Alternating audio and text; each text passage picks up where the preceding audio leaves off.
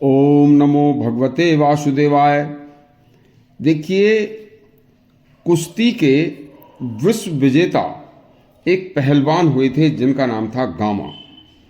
वह जाति से मुसलमान थे, लेकिन मुस्लिम होते हुए भी उन्होंने गीता को अपनी सफलता का रहस्य बताया था। यह एक सच्ची कहानी है और बड़ी ही आदर्श, सभी के लिए आदर्श परोसने वाली कहानी है। तो एक बार जरूर सुने। कुश्ती के खेल में विश्व विजेता दुनिया के सबसे बड़े पहलवान गामा का असली नाम गुलाम मोहम्मद हुसैन था। वह एक भारतीय मुसलमान थे। गुलाम मोहम्मद हुसैन को गामा के नाम से पूरा संसार जानता था।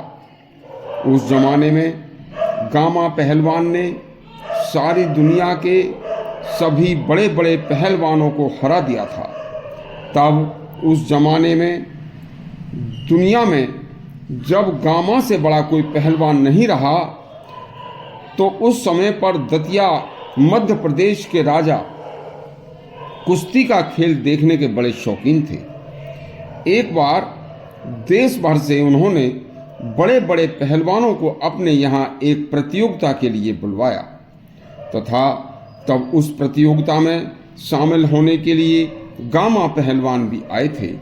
जब प्रतियोगिता शुरू हुई तो गामा पहलवान ने सभी बड़े बड़े पहलवानों को हरा दिया था। गामा की कुश्ती की कला को देखकर दतिया के महाराज ने गामा को अपने पास रख लिया था और उसका पूरा खर्च राज्य की तरफ से दिया जाता था।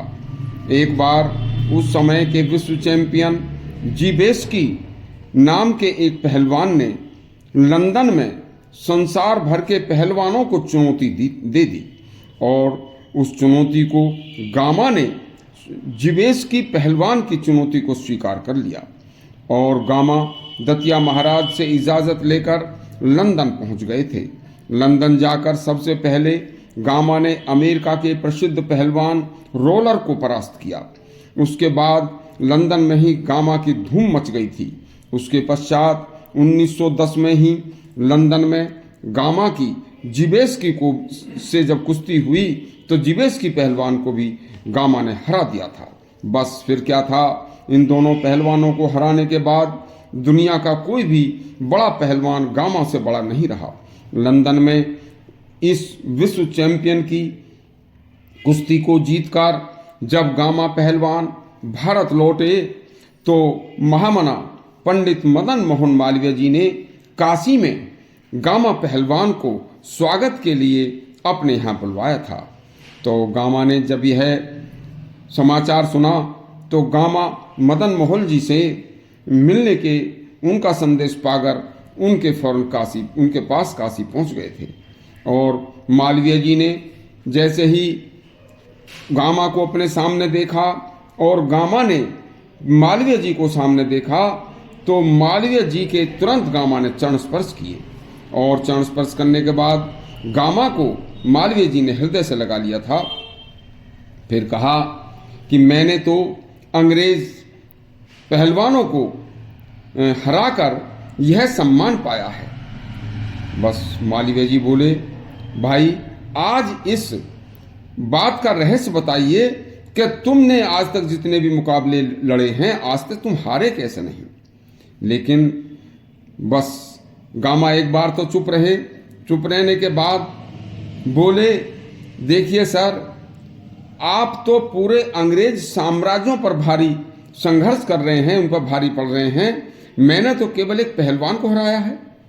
तब मालवीय जी ने कहा कि गामा, आपने जो यह भारत के लिए सम्मान दिया है, इस जीत से मैं प्रसन्न हूँ, लेकिन आज मुझे बताइए, मैं इसका आपको भावपूर्ण आशीर्वाद भी दे रहा हूँ कि आपके इसका राज क्या है कि आज तक आप कभी हारे नहीं।